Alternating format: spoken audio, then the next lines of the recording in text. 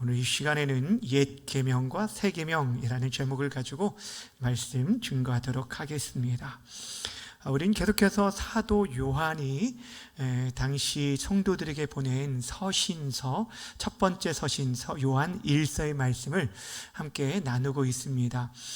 특별히 당시에 거짓 교사들로 인하여서 하나님을 그들이 스스로 안다라고 하고 하나님 안에 거한다라고 말했음에도 불구하고 그들이 온전히 하나님의 그 말씀 안에 거하지 않고 사랑하지 않는 그런 삶을 보면서 이 사도 요한이 하나님께서, 우리 주님께서 우리에게 가르쳐 주신 그 진리의 말씀을 다시 한번 그들에게 가르쳐 주시고자 너희들이 스스로 하나님을 안다라고 한다면 그것들을 스스로 시험해 보아서 확인할 것을 요구합니다.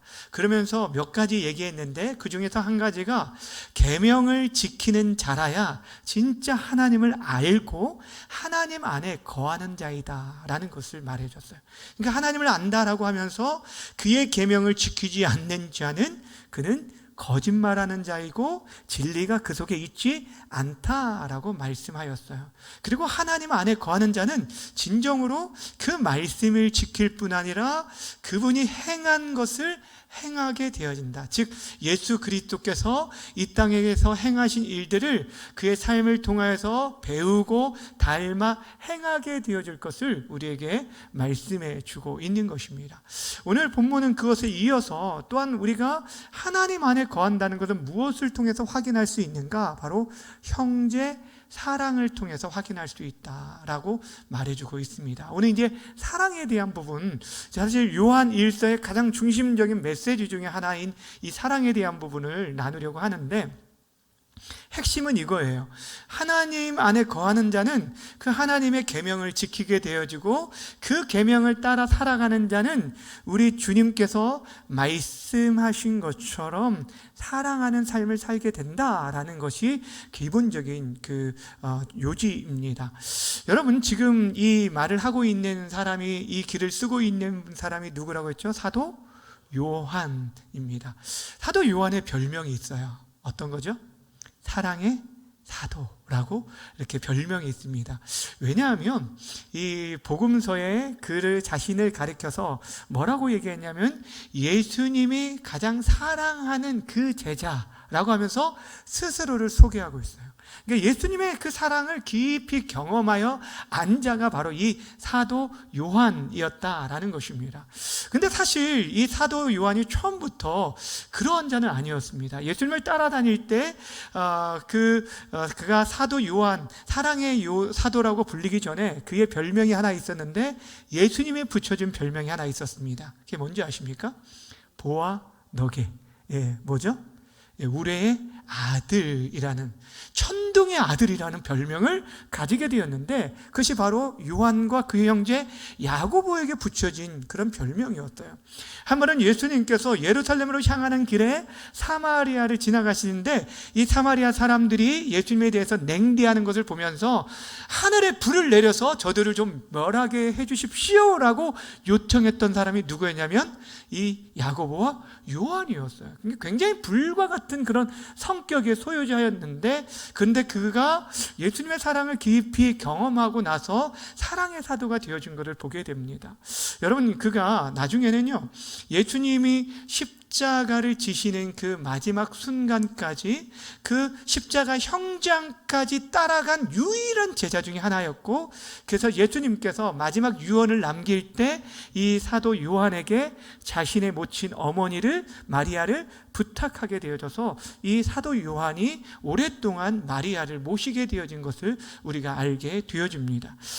사랑하는 여러분, 우리 그리스도인들에게 있어서 이 사랑이라는 것은 다른 게 아니라 우리 그리스도인, 그러니까 사랑 자체가 그리스도인이라는 것을 나타내는 표징이라는 것이에요.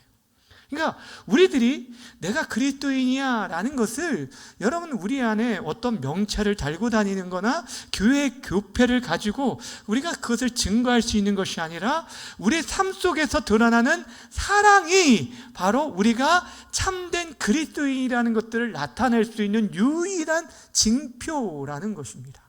그리고 또한 그것이 바로 우리가 예수 그리스도를 따르는 그의 제자임을 드러내는 일이다라고 성경은 우리에게 말씀해 주고 있는 것이에요.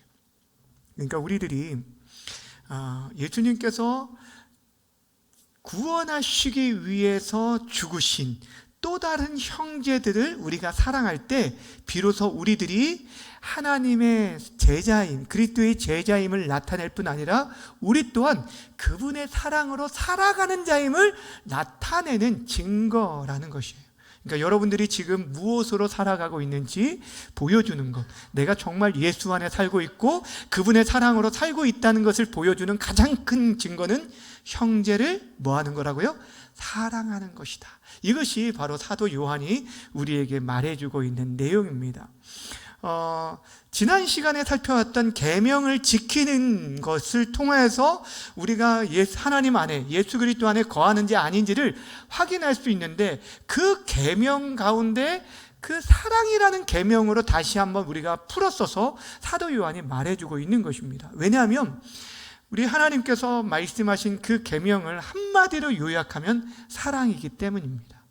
그 율법의 모든 계명들을 요약해 놓은 게 십계명이고, 십계명의 핵심은 하나님 사랑, 이웃 사랑이기 때문에 이 사랑에 대한 내용들을 우리에게 말씀해 주면서 결국에 계명을 지키는 자와 오늘 사랑에 대한 부분들이 일맥상통하는 것들을 보게 되어집니다. 자, 그러면 오늘 본문에서 소개해 주고 있는 옛 계명과 새 계명이 무엇인가? 옛 계명으로서의 사랑과 새 계명으로서의 사랑이 무엇을 말하는가를 먼저 살펴보도록 하겠습니다. 7절 말씀 함께 읽겠습니다. 시작. 내가 새 계명을 너희에게 쓰는 것이 아니라 너희가 처음부터 가진 옛 계명이니 이 옛 계명은 너희가 들은 바 말씀이거니와. 아멘. 지금 사도 요한이 지금 쓰고 있는 것은 어떠한 새로운 내용이 아니다, 전혀 새로운 것이 아니다 라고 말하고 있어요. 이것은 처음부터 너희들이 가지고 있는 말씀이다 라고 얘기하고 있어요. 이것이 옛 계명입니다. 그러니까 지금 사도 요한이 전하려고 하는 이 사랑에 대한 말씀은 사실 이전에 구약시대, 율법시대부터 있었던 하나님의 계명의 말씀이 핵심이라는 것들을 지금 사도 요한이 말하고 있는 거예요. 그러니까 내가 새로운 것을 너에게 지금 가르치는 것이 아니라 이전부터 있었던 너희들에게 이미 들려진 바, 너희가 들은 바 말씀이다 라고 강조해 주고 있어요. 자, 앞에서도 말했지만 복음서에서 보면 예수님께서 이 율법을 요약해서 한마디로 이렇게 얘기해 주신 거 있어요. 그러니까 율법에 613가지 수많은 조항들이 있습니다. 하라는 조항과 하지 말라는 그 조항들이 있는데 그 조항들을 한마디로 요약해 준 말씀이 있어요. 자, 마태복음 22장 37절부터 40절까지를 함께 읽어볼까요? 자, 짧으니까 이게 구절은 많지만 짧으니까 함께 읽겠습니다. 시작. 예수께서 이르시되 내 마음을 다하고 목숨을 다하고 뜻을 다하여 주 너희 하나님을 사랑하라 하셨으니 이것이 크고 첫째 되는 계명이요 둘째도 그와 같으니 내 이웃을 내 자신같이 사랑하라 하셨으니 이 두 계명이 온 율법과 선지자의 강령이니라. 아멘. 온 율법과 선지자라는 말은 구약 성경 전체를 의미하는 말씀이라고 그랬죠. 구약 성경을 지칭하는 것이 율법과 선지자와 시가서. 근데 그 율법과 선지자의 강령, 핵심 요약이 이 두 계명 안에 있다라고 얘기합니다. 여러분, 이 말씀은 율법사가 하루는 예수님께 나와서 질문하기보다는 시험하기 위해서 어떤 계명이 가장 큰 계명입니까? 라고 물어봤을 때 그때 대답해 주신 말씀이 오늘 본문의 내용이에요. 첫 번째 계명이 뭐냐면 하나님을 사랑하라 라는 것이고, 두 번째는 이와 같은데 내 이웃을 내 자신과 같이 사랑하라 라는 것이었어요. 근데 여러분이 이 말씀들은 예수님께서 그냥 지금 예수님이 즉석에서 만들어내는 계명이 아니었습니다. 이 구약의 율법의 말씀들을 그대로 인용하여서 말하는 것이에요.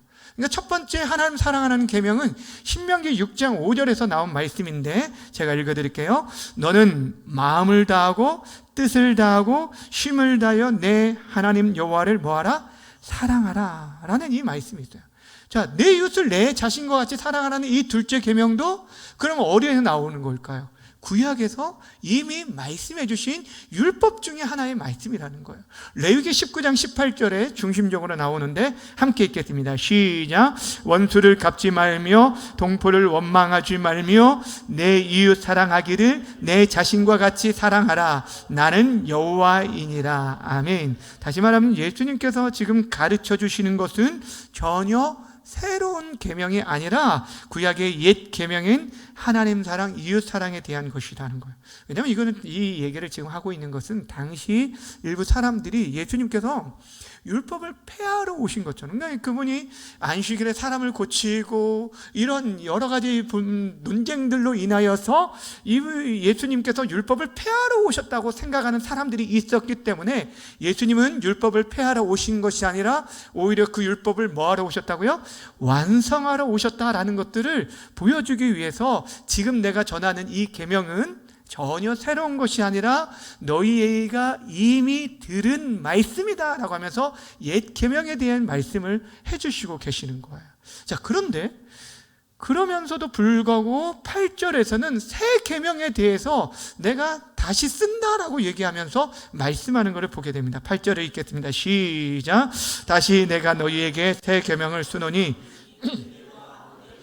참된 것이라. 이는 어둠이 지나가고 참빛이 벌써 비침이니라. 아멘. 참된 빛이 이 땅에 오심으로 인해서 그 옛 계명, 똑같은 사랑에 대한 계명인데 이 계명을 새 계명이라고 예수님께서 말씀해 주고 있는 것을 보게 돼요. 근데 여기서 지금 사도 요한이 새 계명을 쓴다라고 할 때 사도 요한이 어떤 새로운 어떤 교리나 율법과 계명들을 그들에게 제시해 준 것이 아니라 이것 또한 누가 제자들에게 주신 말씀이었죠?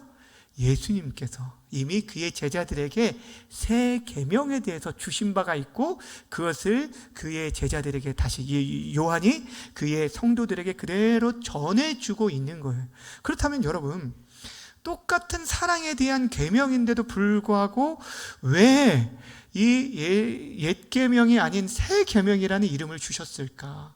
자, 그렇다면 예수님께서 새 계명이라고 주셨던 말씀부터 함께 살펴보도록 하겠습니다. 요한복음 13장 34절과 35절 말씀 함께 읽겠습니다. 시작. 새 계명을 너희에게 주노니 서로 사랑하라. 내가 너희를 사랑한 것 같이 너희도 서로 사랑하라. 너희가 서로 사랑하면 이로써 모든 사람이 너희가 내 제자인 줄 알리라. 자, 여러분, 새 계명이 한마디로 뭐라고요? 서로 사랑하라. 자, 구약의 율법의 핵심은 하나님 사랑하라, 이웃을 사랑하라. 근데 이 계명이 한 계명으로 이제는 서로 사랑하라라는 말씀으로 주어졌습니다. 근데 이게 무엇을 얘기합니까? 여러분, 예수님께서 지금 말씀하는 핵심은 그거예요. 결국에 새 계명에 하나님 사랑에 빠졌다라는 게 아니라 정말 하나님을 사랑하는 자는 보이지 않는 하나님을 사랑한다는 것은 궁극적으로 보이는 형제를 사랑함으로 반드시 뭐 해야 한다? 나타나야 한다라는 것을 우리에게 가르쳐주고 있는 것이 새 계명이라는 거예요.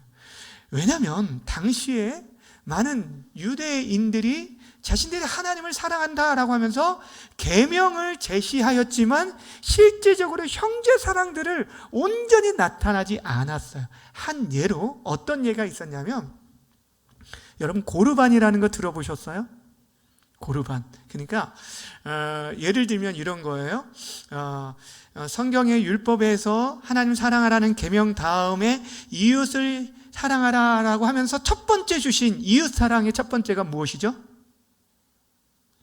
이웃사랑 첫 번째. 그러니까 여러분 10계명 중에 5계명이 뭐예요? 내 부모를 공경하라죠. 자, 그렇죠? 근데 이것이, 그러니까 내 이웃 중에 첫 번째 이웃이 여러분 부모예요. 그 부모를 그렇게 공경하라는 계명을 주셨는데, 여러분 당시에 유대인들 가운데 그 율법을 이용해서 너네 하나님 앞에 내가 드린 바 되었다라고 하면서, 이 고르반이라는 게 봉헌이라는 의미입니다. 내가 하나님 앞에 드린 바 됐다. 그것을 다 드린 것도 아니에요. 드린 것도 아니지만 내 이 모든 것들은 하나님께 속했다라고 하면서 말을 하면, 그 부모에게 대한 의무들을 이행하지 않은 아주 말도 안 되는 일들이 있었어요. 그들의 전통으로 하나님의 계명을 어긴 일들이 있었다는 거예요. 무슨 말인지 아시겠어요? 겉으로는 그들이 하나님을 정말 사랑하는 것처럼 말을 했지만, 실제적인 삶 속에서는 무엇이 결여됐냐면 이웃사랑이 결여되어진 것을 보면서 예수님께서 지금 말씀하고 있는 거예요. 너희에게 새 계명을 준다. 무엇 하라고요? 서로 사랑하라 라고 얘기하면서, 정말 하나님을 사랑하는 사람은 그 사랑이 누구에게 나타나냐면 보이는 형제를 통해서 나타나고 드러내야 할 것을 말씀하고 있는 것입니다. 여러분, 그렇게 할 때, 너희가 서로 사랑할 때, 근데 그렇게 어떻게 사랑하라냐면 내가 너희를 사랑한 것 같이 사랑을 할 때 비로소 사람들이 너희가 내 제자인 줄 알 것이다 라고 말씀해 주고 있습니다. 예수님께서 이렇게 하나님의 아들이심에도 불구하고 사랑을 가르쳤을 뿐 아니라 그 사랑을 친히 몸소 보여주셨어요. 특별히 여러분, 이 말씀을 언제 주셨는지가 중요합니다. 새 계명의 말씀을 언제 주셨을까요? 요한복음 13장이 어떤 때의 말씀이냐면, 예수님께서 십자가를 지시기 전, 그러니까 예수님께서 잡히시기 전날 밤에 제자들에게 주셨던 말씀입니다. 그 전날 밤에 제자들과 마지막 만찬을 나누셨죠. 그리고 그들의 발을 씻겨주시면서 그들에게 나타내 주신 게 무엇이냐면, 떡과 잔의 만찬을 통해서 이것은 너희를 위한 나의 몸이고 내 살이다 라고 하면서 자신의 죽으심에 대해서 얘기하시면서 이것을 받아 먹으라 하고 그들에게 주셨어요. 이게 자신의 십자가의 그 대속 사역과 그 사랑을 친히 보여주시면서, 너희가 이렇게 내가 너희를 사랑한 것처럼 사랑해야 너희가 참된 그리스도의 제자인 줄을 알게 될 것이다 라고 말씀해 주고 있는 것입니다. 이 참된 사랑이 율법을 완성한 것이고, 그 사랑의 빛을 받은 자는 사랑의 꽃을 피우고 열매를 맺어 나타내야 할 것을 말씀하고 있는 것입니다. 다시 말씀드리면, 여러분, 그 사랑의 계명, 똑같은 사랑의 계명인데 왜 그 계명을 새 계명이라 라고 하면서 주셨냐면, 이것은 하나님의 아들이 친히 자신의 몸을 통해서 나타내 보여주신 사랑이기 때문입니다. 전혀 다른 사랑을 보여주셨어요. 예수님의 그 사랑은요, 당시 사람들이 보여줬던 사랑의 깊이와 넓이와 높이가 전혀 달랐습니다. 유대인들에게 있어서 사랑의 계명은 생소한 게 아니잖아요. 구약에서부터 들었던 말씀이기 때문에 그들은 당연히 이 사랑은 자신만만했습니다. 그런데 예수님께서 지금 지적하시는 게 무엇입니까? 여러분, 그들이 사랑한다라고 했지만 그 사랑은 극히 제한적이었어요. 자기 가족과 친척과 친구들과 유대인들에게만 한해했고, 유대인 가운데서도 죄인으로 불리는 세리와 창기들은 그들이 사랑의 대상이 아니라 징후와 정죄와 판단, 심판의 대상들이었어요. 이방인들은 말할 것도 없어요. 그들은 지옥의 땔감으로 존재하는 그런 존재라고 여길 정도였어요. 그런데 예수님께서 오셔서 그 사랑의 그 모든 경계 바운더리가 깨지게 됐어요. 자신을 찾는 모든 자들을 다 용납하시고요, 그들은 연약한 자를, 소외한 자를 돌아보시고 죄인들의 친구가 되어 주셨다라는 것이죠. 그러면서 예수님의 사랑이 왜 새 계명이냐면, 그분의 사랑이 왜 새 계명이냐면 예수님 자신이 친히 보여주신 사랑의 완성이기 때문이에요. 십자가의 사랑을 통해서 우리에게 나타내 주신 그런 사랑이기 때문입니다. 여러분, 앞에서도 보여줬던시 이 말씀드린 것처럼 예수님께서 이 말씀, 새 계명의 말씀을 주셨을 때가 언제였냐면 죽음을 앞두고 있는 그런 임박한 상황이었는데, 그때 예수님께서 그의 제자들을 어떻게 대하신 줄 아십니까? 요한복음 13장 1절 함께 읽어볼까요? 13장 1절 시작. 유월절 전에 예수께서 자기가 세상을 떠나 아버지께로 돌아가실 때가 이른 줄 아시고 세상에 있는 자기 사람들을 사랑하시되 어떻게 하셨다고요? 끝까지. 언제까지 사랑하셨다고요? 끝까지 사랑하셨다. 여러분 그 당시 상황을 여러분 생각해 보세요. 그 자리에는 누가 함께 있었냐면 이제 곧 예수님을 이미 팔려고 생각하고 그 대제사장들과 모의했던 가롯 유다가 그 자리에 있었고, 얼마 지나지 않으면 예수님의 면전 앞에서 3번씩이나 모른다고 부인할 베드로가 있고, 예수님이 잡히셨을 때 뿔뿔이 흩어질 제자들이 그 자리에 있었습니다. 근데 그 모든 것을 아셨음에도 불구하고 그들을 사랑하시되 끝까지 사랑하셨어요. 그리고 그들의 발을 씻겨주시고 자신의 몸과 피를 그들에게 주면서 받아 먹으라 라고 하면서 그들에게 하나님의 사랑이 어떤 사랑인지 나타내 보여주셨다는 거예요. 우리에게도 계속적으로 말씀하시는 것이 바로 그것입니다. 나를 사랑하는 사람만을 사랑하는 것이 아니라 때로는 나를 배반하는 자까지도, 원수까지도 사랑하라는 계명으로 이 모든 것들을 확장하시면서 그분의 사랑이 새 계명인 것을 우리에게 말씀해 준 거예요. 옛 계명과 다르지 않게 사랑에 대해서 말하지만 하나님의 아들이신 그분이 친히 보여주시고 그분을 통해 완성하신 계명이기에 새 계명이라고 우리에게 말씀하고 있습니다. 그 사랑의 빛이 비춰줌으로 인해서 그 삶 속에 있었던 미움과 탐심과 이기심과 그 모든 어둠들이 다 사라지게 된 거예요. 참된 그 엄청난 그 은혜의 사랑을 받은 사람들, 폭포수와 같은 그 은혜를 경험한 사람은요, 여러분이 그냥 간단하게 이게 조금씩 내리는 가랑비와 다르게 정말 여러분 이 장맛비를 맞으면은 우산을 써도 다 젖는 것처럼 하나님의 은혜가요 가릴 수 없을 정도로 우리의 인생의 그 모든 부분들을, 더러움들과 죄악들을 다 비추고 우리를 새롭게 만들어 주신다는 거예요. 그리고 그 사랑들은 흘러갈 수밖에 없는 거예요. 그래서 오늘 9절부터 11절에 그 사랑을 받은 자의 삶이 어떠해야 할 것인가를 우리에게 아주 선명하게 말씀해 주고 있는 것입니다. 여러분 9절 먼저 볼까요?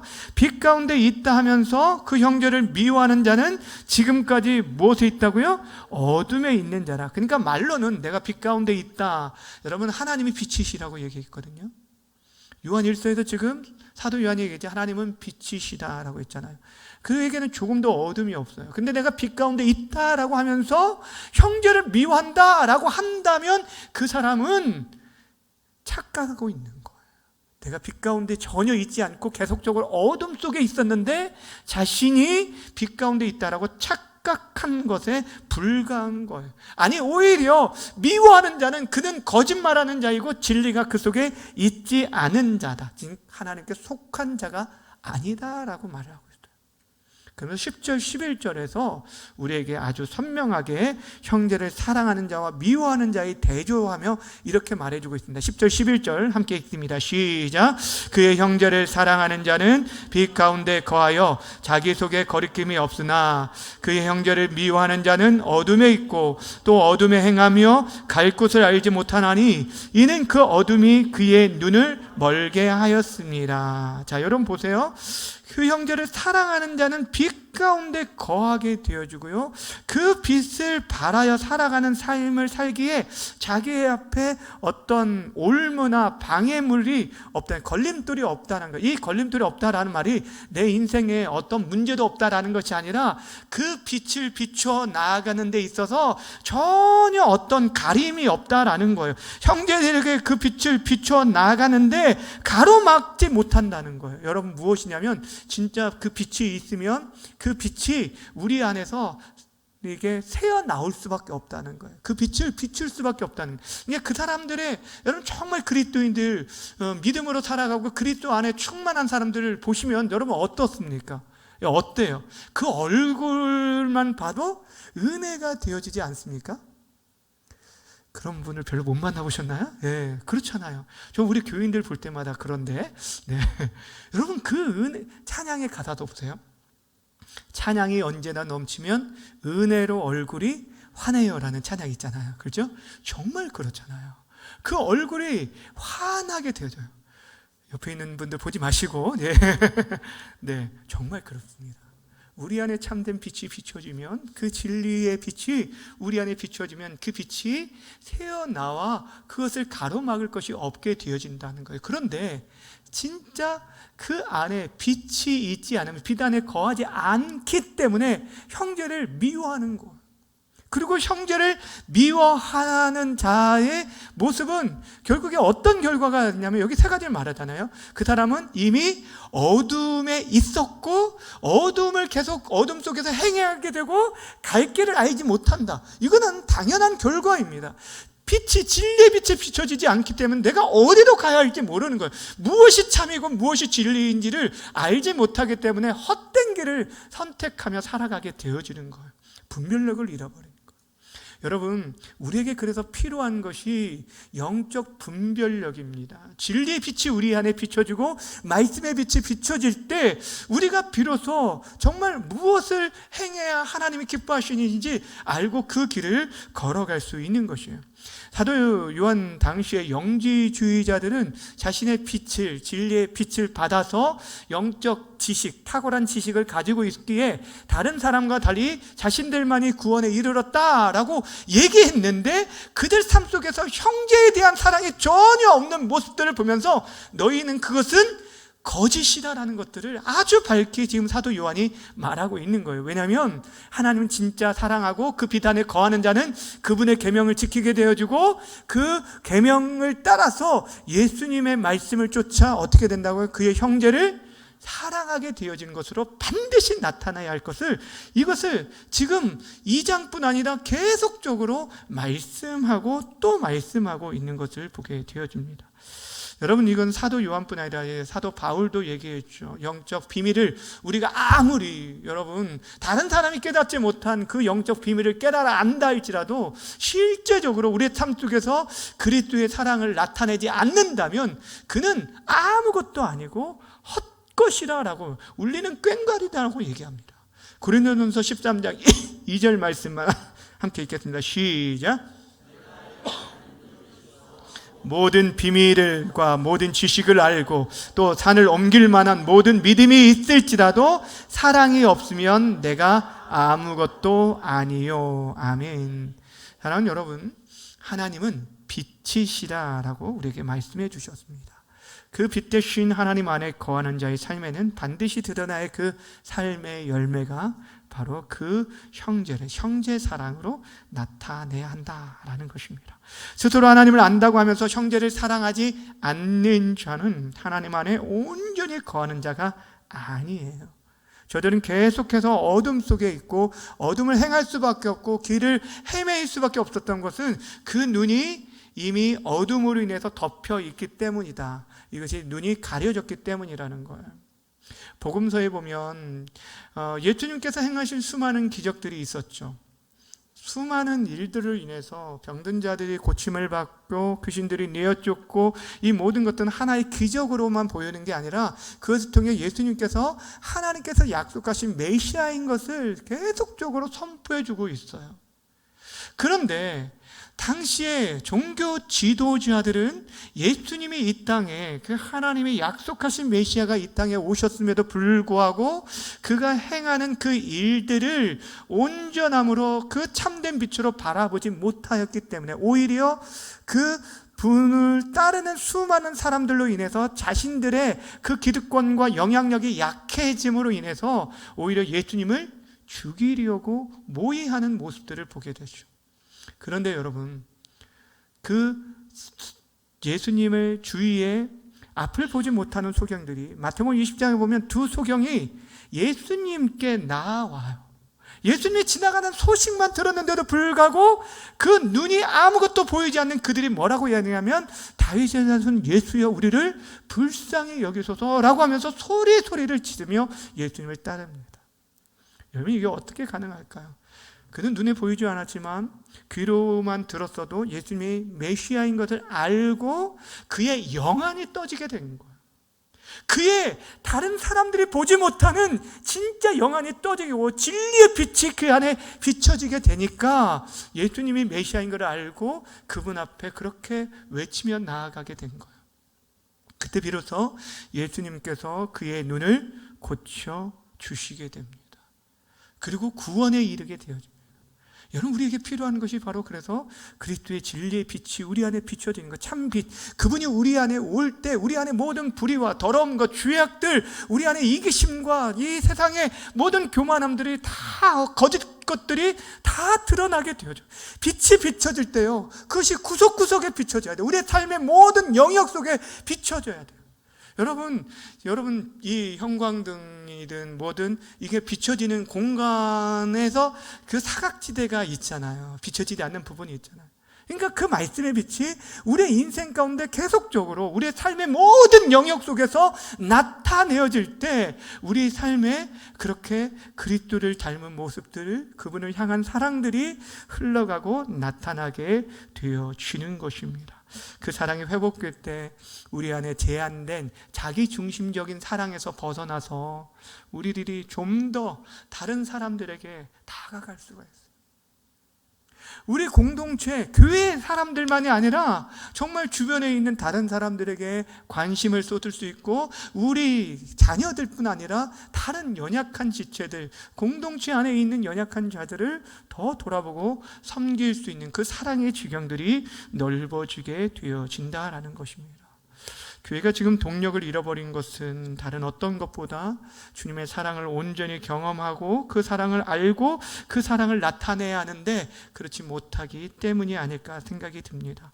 이미 그 사랑을 받은 자로서 우리가 그 사랑 안에 정말 거하는 자답게 새 계명의 이 말씀이 여러분과 저희 심령 가운데 흘러가기를 원합니다. 그래서 그 삶이 우리가 나타나고 우리가 그 말씀 안에 거함으로써 비로소 참된 그리스도의 제자로서의 삶을 정말 보여줄 수 있는, 맛보게 할 수 있는, 그래 정말 그런 사랑의 실력자들이 다 되어져서 우리의 사랑의 지경이 점점 넓어져가는 우리 중앙교회 모든 성도님들이 되어지기를 주님의 이름으로 간절히 축원합니다.